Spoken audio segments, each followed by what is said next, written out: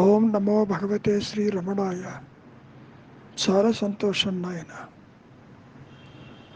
ఈ మాయలో ప్రతి ఒక్కడికి ఈ దేహాత్మబుద్ధి జనించినప్పుడు పరిమితమైన నేనుగా, ఒక వ్యక్తిగా, ఒక కర్తగా భయం ఉండి తీరుతుంది. ఈ భయానికి కారణమేమిటో కాస్త పరిశీలిద్దాం. ముఖ్యంగా నేను దేహము, నాది దేహము. నీవు దేహానికి అన్యంగా ఉన్నప్పటికీ నీవే దేహమన్న భావన తీవ్ర స్థాయిలో తల ఎత్తటం వల్ల భయానికి కారణమవుతుంది. ముఖ్యంగా నువ్వు నిద్రపోతున్నప్పుడు నీకు భయం లేదే? ఎందుకు లేదు? కారణం దేహం అనేది దరిదాపుల్లో లేదు కాబట్టి. దేహాత్మబుద్ధి జనించినప్పుడు మాత్రమే నీకు అన్యత్వము, ఇతరులు, మంచి చెడు, జనన మరణ భయము, దొంగల భయము, ఎవరు ఏం తీసుకుపోతారో అన్న భయము, ఉన్నది నిలబెట్టుకుంటానా లేదా అన్న భయము, నేను ఇంత సంపాదించాను ఏమవుతుందన్న భయము, ఈ విధంగా ప్రతి అణువున ఆలోచన రూపేణ భయానికి కారణమవుతుంది. భయానికి ఆపోజిట్ ఏమిటి? నిర్భయము. సరే, నిర్భయం అంటే ఏమిటో కాస్త పరిశీలిద్దాం. నీవు దేహం అనుకుంటేనే భయం ఏర్పడింది. అది కూడా ఒక తలపేసుమా? ఆత్మకి అంటే నీ సహజత్వానికి రెండవది ఉంటే అక్కడ కూడా భయకారణం ఉంటుంది. ఆ రెండవ దానిని చూచేదెవరు? అది తనకు వెలుగా ఉన్నదే? లేదు కదా. ఇక్కడ లేచిన అహంకారము, దాన్నే అహంకరణం, విషయాలను అన్నిటినీ కూడా తనకు వెలిగా చూస్తుంది, అన్యంగా చూస్తుంది. అంటే దేహమన్యము, జగత్తన్యము, ఇతరులన్యము, మంచి చెడులన్యము, సంసారమన్యము, దైవమన్యము, చివరికి ఆత్మ కూడా అన్యంగానే చూస్తుంది. ఇక్కడ అహంకరణ తల ఊపకపోతే అని ఒక బిగ్ ఇఫోటి ఉంటుంది. వ్యక్తిత్వము తల ఎత్తకపోతే మరి అక్కడ ఏముంటుంది? ఆత్మే ఉంటుంది. ఆత్మ అంటే ఎరుక, ఎరుక అంటే జ్ఞానము, జ్ఞానము అంటే అన్యత్వం ఏదీ లేని ఏకైక సత్యస్థితే నీ సహజత్వమని ఈ జాగ్రత్త అవస్థలో నీవే తెలుసుకుంటావు అనుగ్రహము చేత.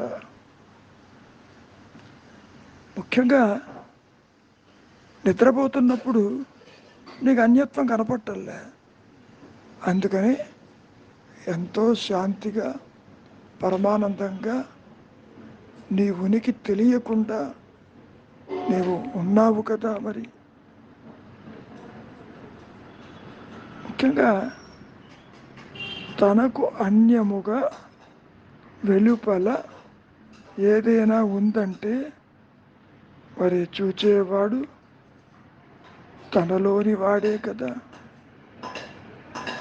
వానిని కనుక్కుంటే నీకు ఇక సందేహాలు రావు కదా. మరి అసలు భయమే ఉండదు.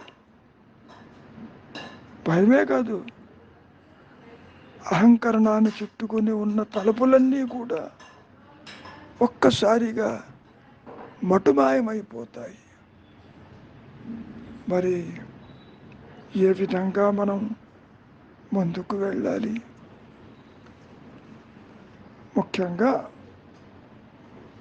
తాను సంపాదించాడని అనుకుంటాడు, కష్టపడి సంపాదించాను అనుకుంటాడు. ఈ సంపద, ఈ సృష్టి అంతా ఆ దైవానిదని, భగవంతుడిదేనని, తాను ఒక కస్టోడియన్ అని అనుకోవటం లేదు. నేను లేకపోతే ఈ సంపద ఏమవుతుంది అని తన ఇష్టం వచ్చిన వాళ్ళకి ఇవ్వటానికి కూడా నిరాకరిస్తాడు. సంపద సంపాదించి తనది అనుకుంటాడు. వచ్చేటప్పుడు తాను ఏమన్నా పట్టుకొచ్చాడా? పోయేటప్పుడు తీసుకుపోవటానికి ఆ జ్ఞానం ఉండదు. ఆలోచనే ఈ జీవుడికి భయకారణమై ఉంటుంది. ముఖ్యంగా గతంలో కూడా మనం కొన్ని సూత్రాలు చెప్పుకున్నాం. ఒకటి, నీతో కలిపి నీవు చూస్తున్నదంతా అసత్యము అనేటటువంటి ధోరణి అనుక్షణము నిద్ర నుంచి లేవగానే ఉండాలి. ఈ సర్వాన్ని నడిపించేది ఒక ఉచ్చసర శక్తి ఉంది. దానికి శరణాగతిగా అది చూసుకుంటుంది. ఇదంతా నే కర్మ అనుభవిస్తున్నాను అని అనుకోబాకు. కర్తవి నీవు కాదు, సర్వాన్ని నడిపించే ఆ పరమేశ్వరుడు నిన్ను వదిలిపెడతాడా? ఇదంతా నీ నెత్తిన పెట్టుకోవడం దేనికి? నేను చేస్తున్నానంటూ అదిగో ఆ రైల్లో ప్రయాణం చేస్తూ నెత్తిన పెట్టుకున్న వాడిలాగా ఉంటుంది ఇది. అది మరి మూర్ఖత్వం కాదా? ఎంత చెప్పినప్పటికీ ఆ పొసెసివ్నెస్, నాది నాది నాది, నా భార్య, నా పిల్లలు, నా ఇల్లు, నా సంపద, నా ఇల్లు, నా వాళ్ళు, ఈ నాది అనేవాడు ఉన్నాడేమో చూడటం నీ ప్రథమ కర్తవ్యం. లేనివాడు ఉన్నట్టుగా భ్రమగొలుపుతూ బంధాలను పెంచుతూ మరి ఇంద్రియ వ్యాపారాలకి బానిసం చేస్తున్నాడు కదా. ఎవరు చేస్తున్నారు? నీవే చేసుకుంటున్నావు. భయం ఎక్కడా లేదు. నీకు రెండవది ఉంటేనే భయం. గతంలో చెప్పుకున్నట్లు అసలు నీవెవరివి? ఎందుకు వచ్చావు ఇక్కడికి? వచ్చిన పనేమిటి? ఈ సృష్టి ఎందుకు కనపడుతుంది? ఆదిశంకరులు కూడా ఈ విషయాన్ని ప్రస్తావిస్తూ దేహం నాహం కోహం సోహం అన్నారు. దేహం ఎట్టి పరిస్థితుల్లోనూ నీవు కాదు. అసలు ఈ దేహ సంబంధమైన వాటి గురించి నీకెందుకు చింతన? కనుక కోహం, నేనెవరిని? ఏదైతే ఉన్నదో అదే నీవు. సోహం, అంతకంటే ఏం చెబుతారు మహనీయులు? ఉన్నదాన్ని ప్రసాదింప చెయ్యలేరు, నీ చేతికి అందించరు కూడా. ఇదంతా మాయ, ఒక కళ. బోధలు కూడా కలే సుమా. నేనుగా ఉన్న ఆత్మస్థితిని నీవు తెలుసుకోవటం కాదు. ఆ ప్రకాశంలో జీవుడెక్కడ, జగత్తెక్కడ, సృష్టి ఎక్కడ, జనన మరణాలు ఎక్కడ, బంధం ఎక్కడ, మోక్షం ఎక్కడ? అదేది ఉండదు నాయన. చెప్పుకోవటానికి లేనటువంటి జీవుడికి ఆత్మే ముక్త స్థితి అని మాయలో చెప్పుకునే ఒక మాయ మాట. ఆత్మ ఎన్నడైనా చెబుతుందా నేను ఫలానా వాళ్ళకి ముక్తినిచ్చాను, నేనే ముక్త స్థితిని సర్వానికి అని? లేదు కదా. ఆత్మ అంటే ఎరుక. ఎరుక అంటే నేను ఉన్నానన్న జ్ఞానము. జ్ఞానం అంటే అనంతము, అన్యత్వము లేని అనంతము. ఆదిశంకరులు కూడా ఏకం నా ద్వితీయం, రెండవది లేదు. అందుకని స్వరూప జ్ఞానంలో భయానికి కానీ బంధానికి కానీ తావులేదే. ఇంకో రహస్యం ఏమిటి అంటే, నీవుగా నిలిచినప్పుడు ఈ అహంకారం ఎక్కడ, నీ సంసారం ఎక్కడ, నీ దేహం ఎక్కడ, అన్యులెక్కడ, సృష్టి ఎక్కడ, అంతా ఎగిరిపోయింది కదా. కనుక నాయన, నేను పుట్టలేదని తెలుసుకో. దేహం పుట్టుక నీ పుట్టుక కాదు. పొరపాటునైనా దేహం చెప్పిందే అది పుట్టినట్టు, పొరపాటునైనా నీ సంసారం చెప్పిందే అది ఉన్నట్టు, పొరపాటునైనా జగత్తు చెప్పిందే అది ఉన్నట్టు, పోనీ నువ్వు అనుకునే దైవం చెప్పాడా తాను ఉన్నట్టు? లేదు కదా. ఇవన్నీ నువ్వు అనుకుని ఆందోళన పడుతున్నావు, భయపడుతున్నావు. పుట్టిన దానికి మరణము తప్పదు, మరణించింది పుట్టక తప్పదు. ఈ మాయలు నీవు మరి ఎవరివి?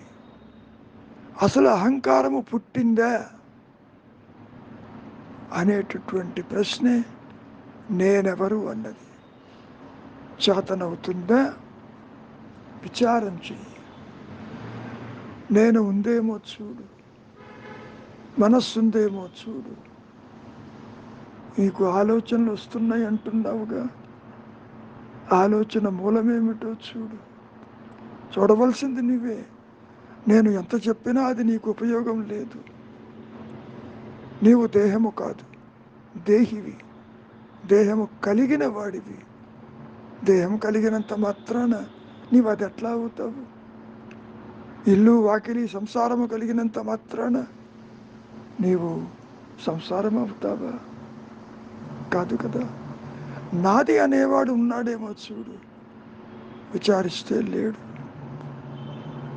అవిచారం వల్ల నీకు దుఃఖం కలుగుతుంది, అవిచారం వల్ల నీకు భయం కలుగుతుంది, అవిచారం వల్ల బంధాలు కలుగుతాయి, అవిచారం వల్ల ఆందోళన కలుగుతుంది. కనుక విచారం చేయవలసింది నీవేను. నేను పుట్టలేదని తెలుసుకోమంటున్నారు రమణ మహర్షులు వారు. అంటే ఆది నుంచి ఈ అహంకారము తృణీకరించబడింది, దానికి పుట్టుక లేదు. లేనిది ఉన్నట్టుగా కనపడుతుంది. మనం ఎన్నోసార్లు చెప్పుకున్నాం. ఆ సర్పరజ్జు భయభ్రాంతిలో తాడు భయం కలిగింది. తాడు భయం కాదు, తాడు పాముగా ఉన్న భయం కలిగింది. తాడని తెలియదు, కాలి కింద ఏదో పడింది. పూర్వ వాసన చేత, పూర్వస్మృతి చేత పాము లేని పాము కనపడి నీకు భయపెట్టింది. తీరా వెలుతురులో విచారిస్తే చూస్తే పామున్న ప్లేస్లో తాడే ఉంది. ఇక్కడ కూడా ఈ అహంకార మూలం ఏదైతే ఉందో అక్కడ ఆత్మే ఉన్నది. ఆత్మలో మార్పు లేదు. ఆత్మన జీవుడు కాలేదు, మనస్సు కాలేదు, అహం ఆకారము దాల్చలేదు. అది దేనితోనూ కలవదు. ఆత్మ తనకు తానుగానే ఉంటుంది. అది ఉన్నది. నీవు పుట్టకముందు ఆత్మవి, పుట్టిన తర్వాత ఆత్మవి. దేహం రాలిపోయినా నీ సహజత్వంలో మార్పు ఉండదు. కాబట్టి దేహం ఉండగానే దేహస్ఫురణ కోల్పో, దేహభావన వద్దు, మౌనంగా ఉండు, అంతర్ముఖంగా. ఇదంతా ఆభాస కాంతిలో, రిలేటివ్ నాలెడ్జ్లో ఏర్పడుతుంది. ఇది పూర్ణ జ్ఞానము కాదు. నీవెప్పుడైతే వృత్తిరాహిత్యమైన నిశ్చలత్వానికి వస్తావో, నీకు వద్దన్న నీ సహజత్వమే అహం స్ఫురణగా ఉన్నానన్న ఎరుకతో అది ప్రకాశిస్తూ అన్యత్వము లేకుండా, పరిమితత్వము లేకుండా, వ్యక్తిత్వము లేకుండా, అది మాత్రమే తనకు తానుగా అనంతంగా ఉన్న స్థితిని ప్రకాశింపచేస్తూ ఉన్నది. అది ఏది కొత్తగా రాదు. ఇప్పుడున్న అహంకారం పోతే ఆత్మ వస్తుంది అనుకోవటం పొరపాటు. లేనిది ఎలా పోతుంది? ఉన్నది కొత్తగా రాదు కదా. కనుక నాయన, కొన్ని విషయాలను నీవు బాగా మనసులో పెట్టుకో. నిద్ర లేవంగానే నీతో కలిపి నీవు చూస్తున్నది అసత్యము. అన్యులు ఎవరూ లేరు, అది గుర్తుపెట్టుకో. నీవు కర్తవి కాదు, నీవు ఒక పనిముట్టువి. ఆ సృష్టికర్త అందరినీ నడిపించినట్టు నిన్ను నడిపిస్తాడు. కనుక కొన్ని భావనలకి స్వస్తి చెప్పు. ముఖ్యంగా గతాన్ని స్మరించవద్దు, విస్మరించు. భవిష్యత్తును ఊహించవద్దు. వర్తమానంలో ఆలోచనారహితంగా నిలిచి ఉండు. నీకు వద్దన్నా నీ సహజత్వమే ప్రకాశిస్తుంది, అందులో సందేహం లేదు. ఎప్పుడూ ఉన్నదానికి నీ ప్రయత్నం ఏమిటి? నువ్వేం చేయగలవని? అసలు నీవెవరివి?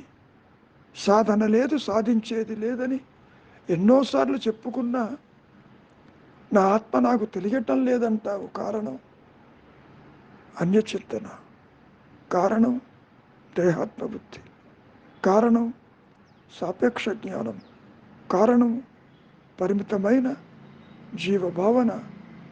నేను పుట్టాను అనేటువంటి ధోరణి ఎక్కువగా ఉంటుంది. పుట్టుక లేని దానికి దేహం చెప్పిందా పుట్టినట్టు? లేదు కదా. నువ్వు చెబుతున్నావు దేహం పుట్టుక, నా పుట్టుకని.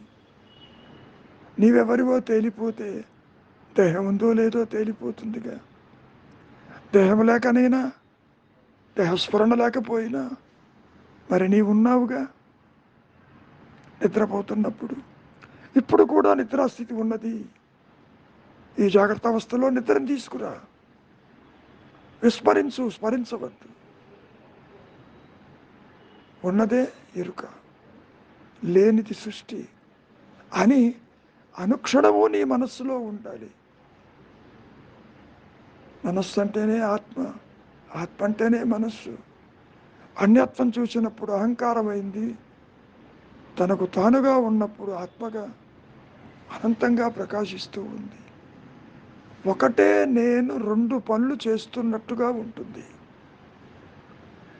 కర్తృత్వం వచ్చినప్పుడేమో నేను కర్తని, నేను దేహాన్ని, నీ పరిమితమైన జీవుణ్ణి అని అనిపిస్తూ ఉంటుంది ఈ మాయాలేనికి.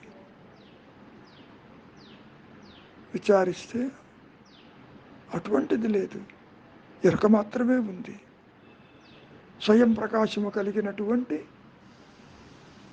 ఎరుక ఏదైతే ఉన్నానన్న అహంస్మరణ ఉన్నదో అది మాత్రమే నీ స్వరూపము, అది మాత్రమే ఈ సృష్టికి ఆధారము, అది మాత్రమే సర్వాన్ని నడిపించే జ్ఞానము. జ్ఞానము లేనిదే ఈ మాయ నిలవలేదు. మాయ లేకపోయినా ఆత్మకు వచ్చే ఇబ్బంది ఏదీ లేదు. నీవు ఇప్పుడు ఎప్పుడూ ఆత్మవే. కాలం అనేది లేదు. గతం అంటావు, భవిష్యత్తు అంటావు, ఏమిటది? వర్తమానం యొక్క ఎక్స్పాన్షనే కదా. Yesterday now, today now, tomorrow now అంటున్నావు. అంటే నవ్ ఈజ్ ది రియాలిటీ. ఇప్పుడు ఉన్నది మాత్రమే సత్యము. ఎప్పుడో కనపడేది కాదు, నీవు ఊహించిన గతము కాదు. ఆలోచనలకి పూర్తిగా స్వస్తి చెప్పు. ఆలోచనల వెంట వెళ్ళవద్దు. గతంలో మనం ఎన్నోసార్లు చెప్పుకున్నాం, అహంకారము తల ఎత్తిన కాలము తల ఎత్తును, సర్వము తల ఎత్తును. అన్యత్వము తల ఎత్తును, భయము తల ఎత్తును. మరి భయానికి కారణం పరిమితత్వం, భయానికి కారణం నీవు కాని దానితో నీ ఉనికిని ఏర్పరచుకోవటం, భయానికి కారణం అసత్యము సత్యం అనుకోవటానికి కారణమవుతుంది.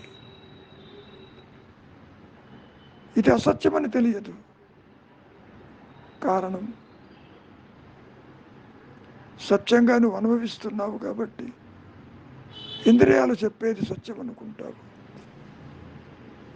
భావశూన్య సద్భావ సృష్టితి అన్నారు మహర్షులు వారు. ఉరక ఉండుటే నువ్వు చెయ్యాలి, కొత్తగా ఏదీ రాదు. చాలామంది పండితులు శాస్త్రాలు చదివి గందరగోళంలో పడి అది చదివితేనే కానీ జీర్ణించుకుంటే కానీ ఆత్మప్రకాశం లేదు, నాకు తెలియదు, దాన్ని ప్రకాశింప చెయ్యవచ్చునని అనుకుంటారు. అది పెద్ద పొరపాటు. శాస్త్రవాసన కూడా అవరోధము, నీ ప్రయత్నమే అవరోధము, నీ ఆలోచనే అవరోధము. ఎప్పుడూ ఉండేదానికి నీ ప్రయత్నమేంటి? కొత్తగా ఏదీ రాదు. ఇది నా అనుభవం అని మహర్షి చెప్పినా, నేను చెప్పినా, ఇంకెవరు చెప్పినా అది సత్యమై నిత్యమై ఏకమై అనంతమై నిలిచి ఉంటుందే తప్ప ఎవరూ నీకు ఆత్మజ్ఞానాన్ని అందించరు. ఎవరిని ఆశ్రయించవలసిన పని లేదు. ఎవరు ఎవరికి ఏమీ కారు. గురు శిష్యులు అంటూ పరిగెడుతుంటారు. శిష్యుడెవరు, గురువెవరు తానెవరో తెలిసినప్పుడు అటువంటి ద్వంద్వము లేదని, ఆత్మే గురువని, అదే సర్వాన్ని నడిపిస్తుందని, నీకు సత్యము తెలియనంత కాలము నువ్వు లఘు అనుకుంటావు. సత్యము అవగతమైనప్పుడు, అనుభవానికి వచ్చినప్పుడు నీ స్వరూపంగా మరి గురువెక్కడ, అన్యులెక్కడ?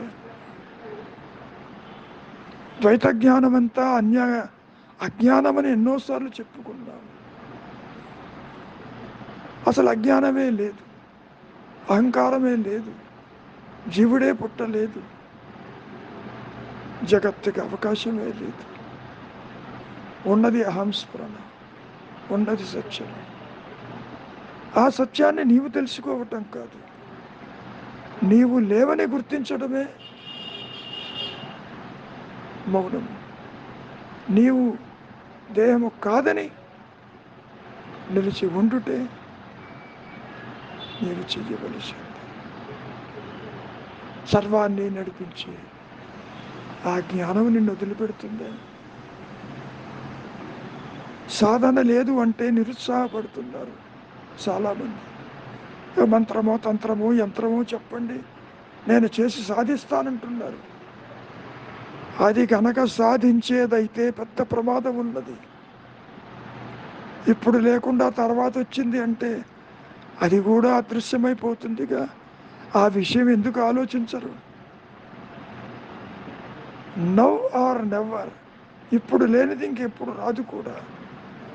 ఇప్పుడు కూడా నీవదేను, I am that I am అన్నటువంటి క్రైస్తు మాటలైనా, శంకరులు చెప్పిన సోహం భావనైనా, రమణ మహర్షులు వారు చెప్పినటువంటి విచారమైన అంతా ఒకటే.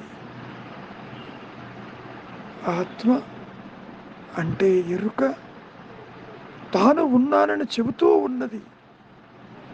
నీవు అసత్యం వైపుకి పరిగెడుతున్నావు, జగత్తు సత్యమనుకుంటూ పరిగెడుతున్నావు. ఆ పరుగు ఆపు.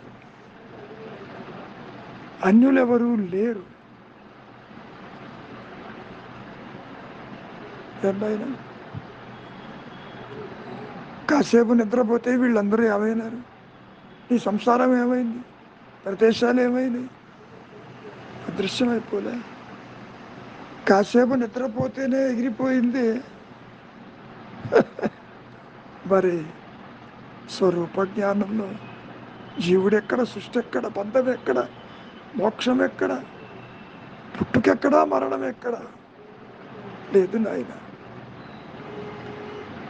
శ్రద్ధయా లభతే జ్ఞానం అన్నారు ఆదిశంకరుడు. శ్రద్ధగా ఇది అసత్యమని తెలుసుకో. విను, నీవు ఒక పనిముట్టువి. ఏది జరగవలసి ఉందో జరిగి తీరుతుంది ఈ మాయలో. దాని గురించి చింతించవద్దు. ఏది జరగకూడదో ఎంత ప్రయత్నం చేసినా జరగదు. మరి ఏం చెయ్యాలి? మౌనమే శరణ్యం. మౌనమే అత్యుత్తమైనటువంటి ప్రార్థన కూడా. మౌనమే నీ సఖితత్వాన్ని ప్రకాశింపచేస్తుంది. గతంలో కూడా మనం ఎన్నోసార్లు చెప్పుకున్నాం. మహర్షుల వారు చక్కటి నిర్వచనం ఇచ్చారు మౌనానికి. ఎరుకతో కూడిన ఆలోచన లేని మనస్సే మౌనము. అదే ఆత్మ. అంతా మౌనమే అన్నారు. అదే అత్యుత్తమమైన దీక్ష, మౌన దీక్ష. అది ఒకళ్ళ నుంచి వచ్చేది కాదు. మిగిలిన దీక్షలన్నీ కూడా సెకండరీ, ఉపయోగం లేదు.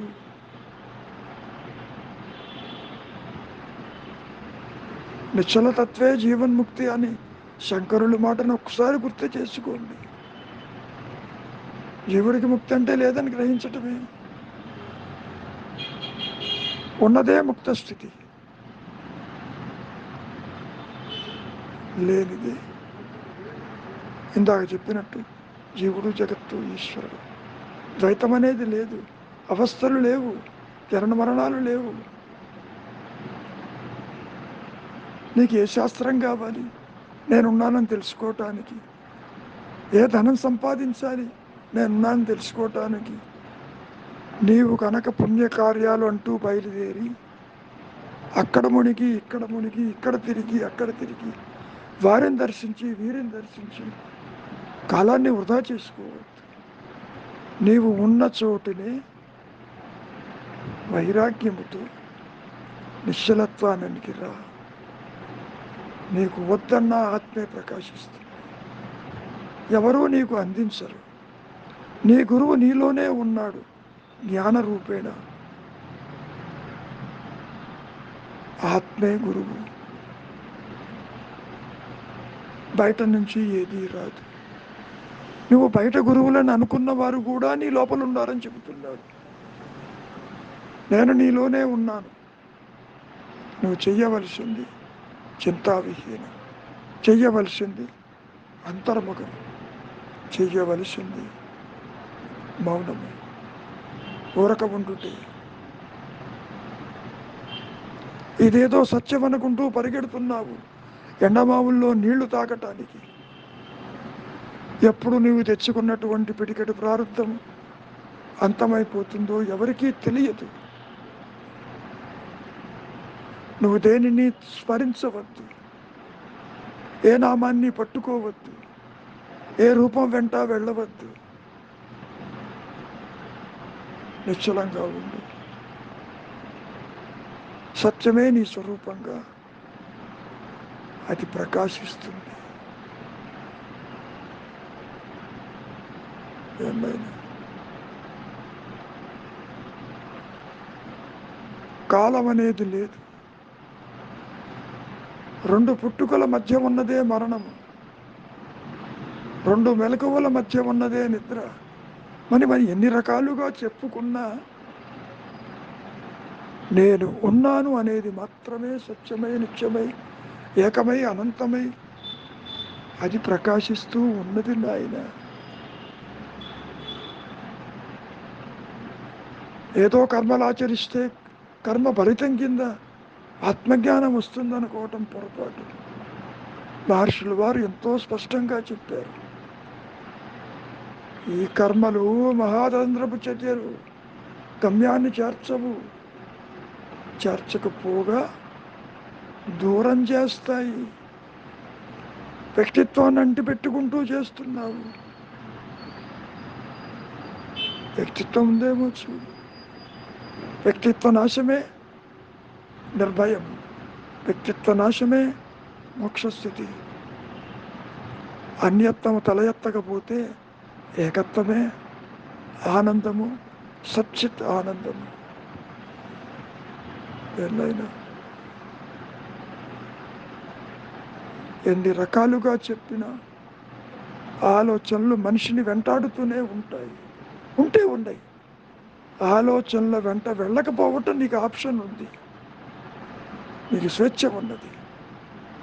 ఆలోచనలు నీవే కదా, ఎందుకు వాటి వెంట వెళ్ళటం? ఎందుకు ఊహాలౌకాలలో విహరించటం? నీవు ఊరికే ఉండలేవా? ఆలోచనే లేకపోతే బంధం ఎవరికి? భయం ఎవరికి? మోక్షం ఎవరికి? కనుక నాయన ఉన్నది మాత్రమే ఎరుక, లేనిది జీవుడు, జగత్తు, ఈశ్వరుడు అన్నటువంటి భావనలు, అహంకారము. సృష్టి లేదు, ఇది నిజమనుకుంటున్నావు. కాసేపు నిద్రపోతే ఈ సృష్టి ఏమైంది, నీ దేహం ఏమైంది, సంసారం ఏమైంది, ఉంటే కనపడాలిగా అని ఆదిశంకరులు కూడా అడిగారుగా. జగత్తు సత్యం అనుకుంటున్నావు కాబట్టి నిద్రలో నీ జగత్తు ఏమైంది, నీ దేహం ఏమైంది, దేహము లేక జగత్తును చూచిన వారు ఉన్నారా అని మహర్షులు వారు ఎన్నోసార్లు చెప్పారు. కాబట్టి మాయ అంతా కూడా అహంకారం వల్లనే ఏర్పడుతున్నది. అది అసత్యము. అసత్యమైన అహంకారం చెప్పింది సత్యం ఎట్లా అవుతుంది? కాబట్టి మౌనానికి రండి, నిశ్చలత్వానికి రండి. నీవు దేనిని దర్శించకపోతే నీకు వద్దన్న ఆత్మగానే మిగిలిపోతావు. ఏది కొత్తగా రాదు. ఇప్పుడు కూడా నీవు అదేను. సాధనతో సంబంధం లేదు, కాలముతో సంబంధం లేదు, జనన మరణాలతో సంబంధం లేదు. మరి ఎందుకు పుట్టాల్సి వచ్చింది, ఎందుకు ఈ సృష్టి కనపడుతుంది అన్న ప్రశ్న అడిగినప్పుడు నీవు ఇది కాదని, సత్యమే ఆత్మ అని, నీ స్వరూపమని నీవు తెలుసుకోవటానికి శిశువుగా జన్మించక తప్పదన్నారు మహర్షులు వారు. ఇది ఇలా కనపడితేనే కదా నువ్వు విచారించేది, లేకపోతే విచారించవు కదా. కనుక ఊరక ఉండుటే శ్రేయస్కరము. మౌనమే నీ సహజత్వము.